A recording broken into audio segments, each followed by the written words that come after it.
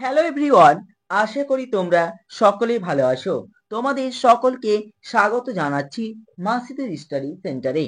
আজকে আমরা যে বিষয়টি নিয়ে আলোচনা করব সেটি হচ্ছে ভূগোল ও পরিবেশ দশম শ্রেণীর ছায়ার। ওকে, রাইটার হচ্ছে দুলাল দাস ও চন্দন সুরভি দাস। এর আগে আমরা এই বইটির প্রথম অধ্যায় নিয়ে আলোচনা করেছি। তারপরে আজকে আলোচনা করব সেকেন্ড অধ্যায় নিয়ে। অধ্যায়ের নাম হচ্ছে বায়ুমণ্ডল।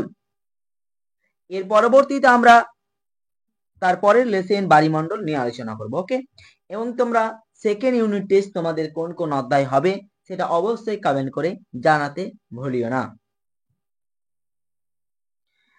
চলো নেক্সট। আর এছাড়াও বলে রাখি, তোমরা মাসিদি স্টাডি সেন্টারে পেয়ে যাবে ভূগোল ছাড়াও ইতিহাস, জীবন বিজ্ঞান। তোমরা প্লে লিস্টে যাবে, যার যেটা রাইটারের বই আছে সেই রাইটার অনুযায়ী দেখে নিও। দেখো, নাম্বার 1 বলছে হেটেরোস্ফিয়ারের উচ্চতম স্তরটি হলো। তাহলে এই একের সঠিক অ্যান্সারটা হয়ে যাবে বায়ুমণ্ডলের চ্যাপ্টারের অপশন নাম্বার এ, হাইড্রোজেন স্তর। তাহলে এর সঠিক ব্যাখ্যা উত্তর হচ্ছে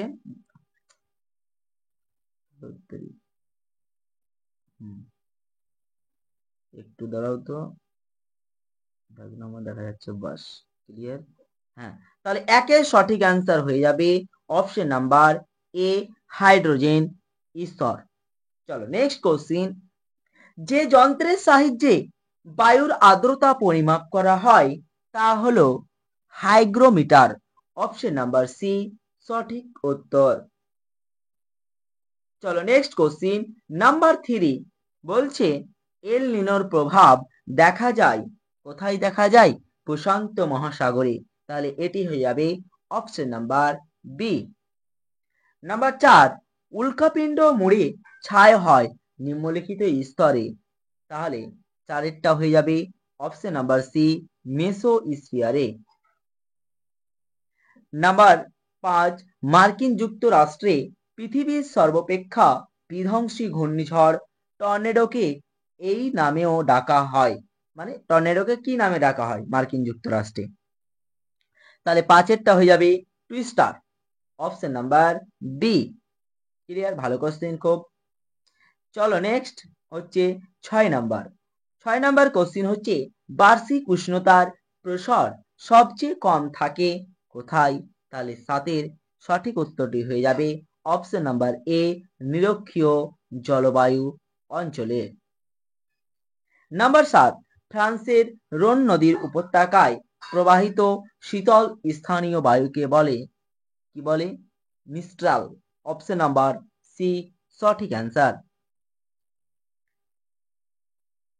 চলো নেক্সট কোশ্চিন 8 নাম্বার। দিন রাতের তাপমাত্রার পার্থক্য সবচেয়ে বেশি দেখা যায়। অপশন নাম্বার বি সঠিক উত্তর উষ্ণ মরু জলবায়ু অঞ্চলে। ক্লিয়ার? নেক্সট দেখো,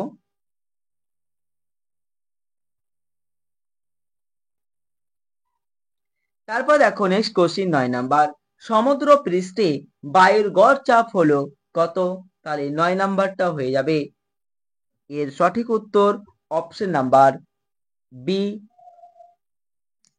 1013.2 1013.2 মিলিবার। চলো নেক্সট কোশ্চিন 10 নাম্বার। নিরক্ষীয় জলবায়ু অঞ্চলে বৃষ্টিপাত ঘটে কোন কালে? তাহলে এটি হয়ে যাবে সারা বছর ব্যাপী। তাহলে অপশন নাম্বার ডি সঠিক অ্যান্সার। তারপরে নেক্সট কোশ্চিন 11 নাম্বার। দেখো 11 নাম্বার বলছে ভূপৃষ্ঠ থেকে উপরের দিকে প্রায় কত কিলোমিটার পর্যন্ত বিস্তৃত স্তরটিকে হোমোস্ফিয়ার বলা হয়? তাহলে এখানে দেখো যে 4টি অপশন দেওয়া আছে তোমাদের বইয়ে, সেই 4টি কিন্তু ভুল দেওয়া আছে। এর সঠিক অ্যান্সারটা কি হবে? তাহলে তোমাকে আমি পেজ নাম্বার বলে দিচ্ছি। তোমাদের এই রাইটারের বইয়ের পেজ নাম্বার 22-এ যাবে। প্রথম পেজটা পড়বে ভালোভাবে, দেখবে যে হোমোস্ফিয়ার 0 থেকে শুরু হয় আর সর্বোচ্চ হচ্ছে 110 kilometre. Okay, oh sorry for that, দাঁড়াও দাঁড়াও, 110 কিলোমিটার না সর্বোচ্চ, তাহলে একটু দেখ,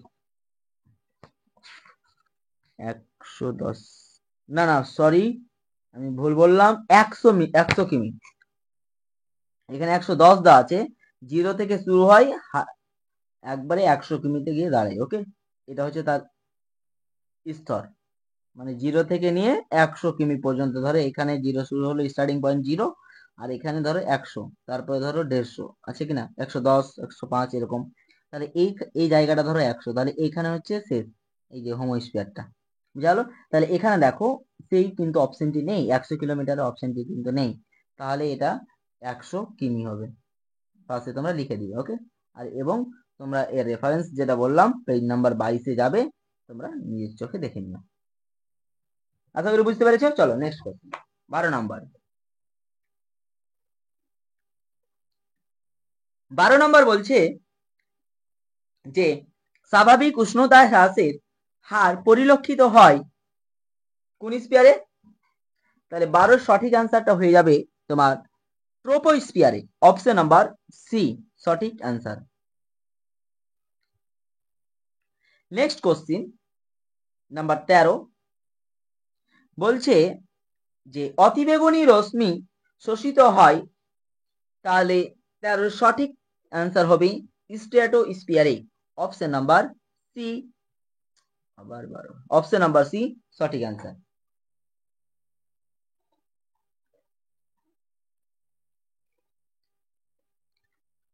নেক্সট, ওজোন গহ্বর যে সেখানে সৃষ্ট, যেখানে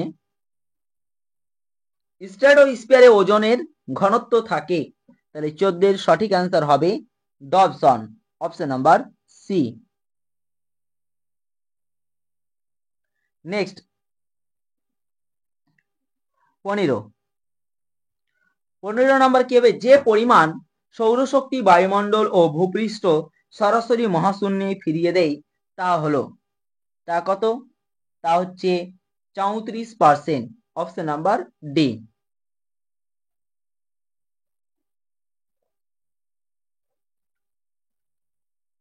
নাম্বার 16,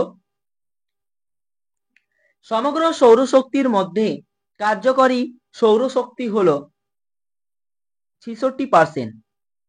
নেক্সট, ভূপৃষ্ঠের সমান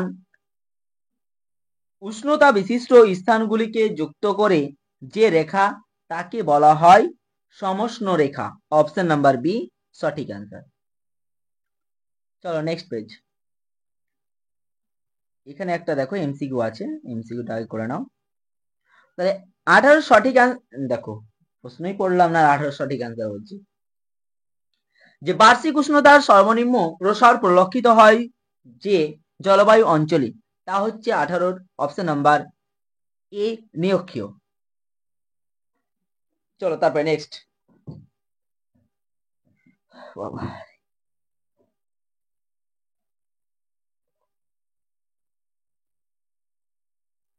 অতি সংক্ষিপ্ত উত্তরভিত্তিক প্রশ্ন। দেখো এখানে এমএসসি লেখা আছে, মানে হচ্ছে মাসিদুর স্টাডি সেন্টার। ওকে, তো ভাবিও না আবার কি লেখা আছে, কারণ এখানেও অনেক কয়েকটি চ্যানেল আমার কিছুদিন আগে অনেক প্রায় 10টি 12টির মতন ভিডিও আমার চ্যানেল থেকে ডাউনলোড করে তারা আপলোড করেছিল, শুধুমাত্র ভয়েসটা চেঞ্জ করে দিয়েছিল, ওই কারণে এটা লেখা। তোমরা যদি কোনো চ্যানেলে দেখতে পাও এরকম আমার ভিডিও, আমার লেখা ভয়েস, তো বুঝতে পারবে ভয়েসটা তারা মানে আলাদা করে দিচ্ছে এডিটিং করে, লেখা তো ধরো স্ক্রিনে যেটা লিখছে এটা তো বুঝতে পারবে, তোমরা জানাবে কমেন্টে অবশ্যই। ওকে, চলো শূন্যস্থান পূরণ করো।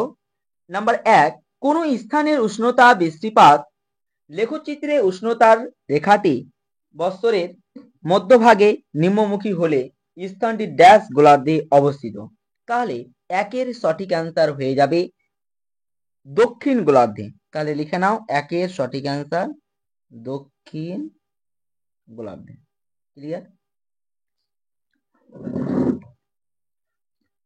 নাম্বার 2 বলছে শীতাতপ নিয়ন্ত্রক যন্ত্র এয়ার কন্ডিশনার ব্যবহারের ফলে বায়ুমণ্ডলের ড্যাশ গ্যাস নির্গত হয়।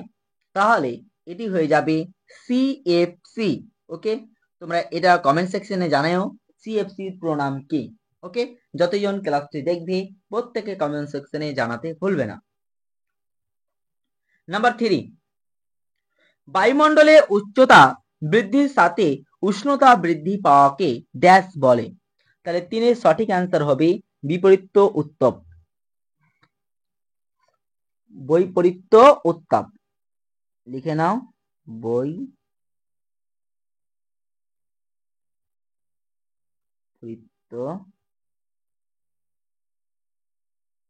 উত্তাপ।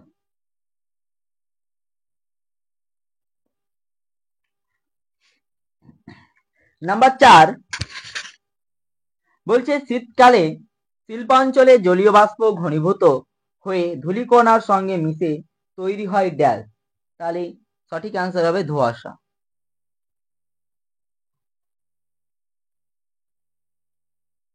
ক্লিয়ার? তারপর নেক্সট 5 নাম্বার বায়ুচাপের ঢাল বৃদ্ধি পেলে বায়ুর গতিবেগ ড্যাশ পায়। তাহলে বায়ুর গতিবেগ বৃদ্ধি পায়, লিখে নাও। বায়ুর গতিবেগ কি পায়? বৃদ্ধি পায়। 5 এর অ্যান্সার এটা।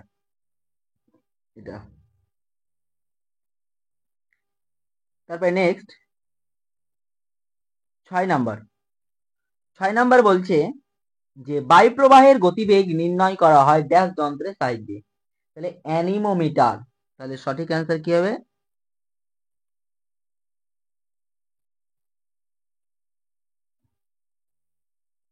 অ্যানিমোমিটার। ওকে, চলো নেক্সট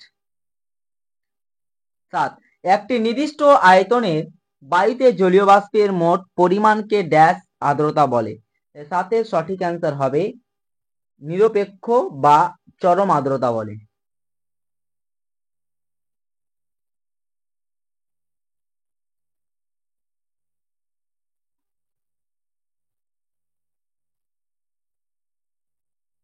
চরম আর্দ্রতা বলে। নেক্সট নাম্বার 8 বায়ুর আপেক্ষিক আর্দ্রতা 100% হলে সেই বায়ুকে ড্যাশ বায়ু বলে। সেই বায়ুকে সম্পৃক্ত বায়ু বলে।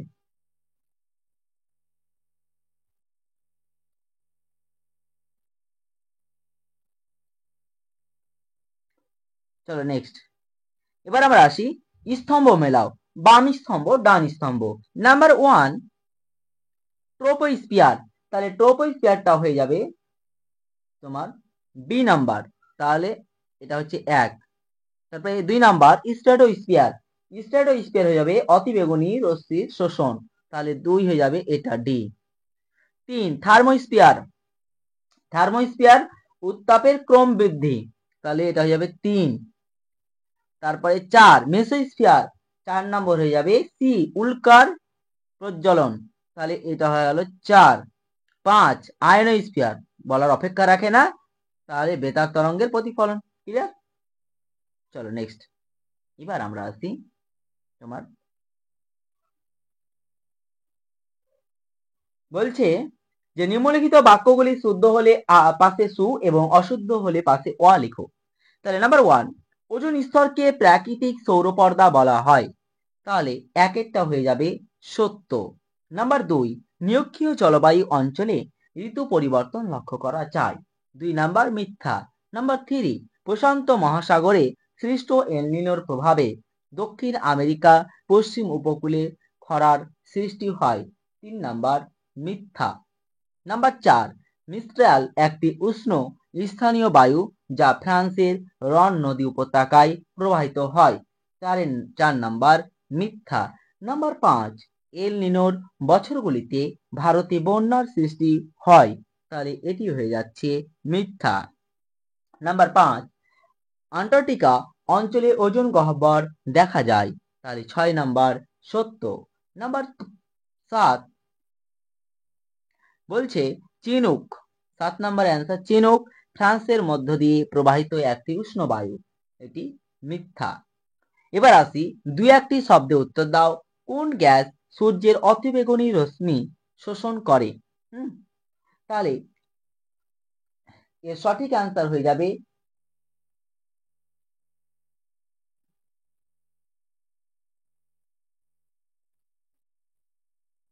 Ozone gas. এর সঠিক অ্যান্সার হবে ওজোন গ্যাস। ক্লিয়ার? চলো নাম্বার 2 বলছে বায়ুমণ্ডলের সর্বনিম্ন স্তরের নাম কি? তাহলে 2 এর সঠিক অ্যান্সার হবে ট্রোপোস্ফিয়ার।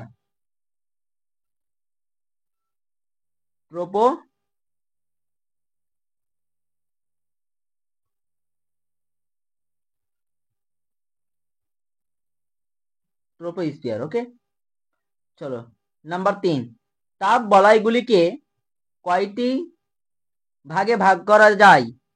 তাহলে তাপ বলয়গুলিকে 3টি ভাগে ভাগ করা যায়। কয়টি? 3টি ভাগে লিখবে, 3টি ভাগে। তাহলে প্রত্যেক সেগুলি কি কি? নাম্বার 1 উষ্ণমণ্ডল। ওকে, মণ্ডলটা লিখে নিয়ে পরে। তারপরে নাতিশীতোষ্ণ মণ্ডল,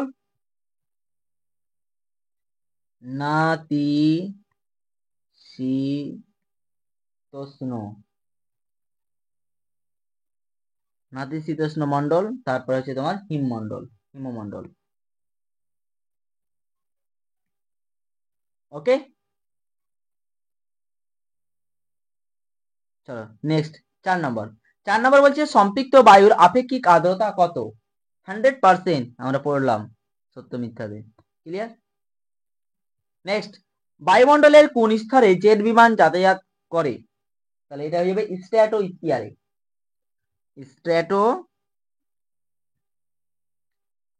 স্পেলিংটা ভালোভাবে দেখে নাও।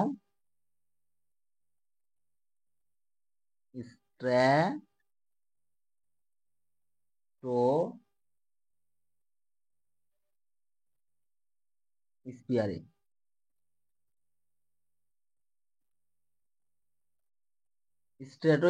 ওকে, চলো আজকে এই পর্যন্ত। দেখা হচ্ছে তোমাদের সঙ্গে নেক্সট ক্লাসে। আর তোমরা কোন অধ্যায় চাও সেটা অবশ্যই কমেন্ট সেকশনে কমেন্ট করে জানাতে ভুলবে না। আর ক্লাসটি যদি তোমার 1% মনে হয় কি আমার উপকার হয়েছে, তাহলে অবশ্যই চ্যানেলটি সাবস্ক্রাইব করতে ভুলবে না। ওকে, আর এছাড়াও তোমার বন্ধুদের মধ্যে শেয়ার করতে ভুলিও না। ক্লাসটিতে একটি লাইক কমেন্ট করে দিও। Thank you, all the best. ভালো থাকবে, সুস্থ থাকবে, মন দিয়ে পড়াশোনা করবে।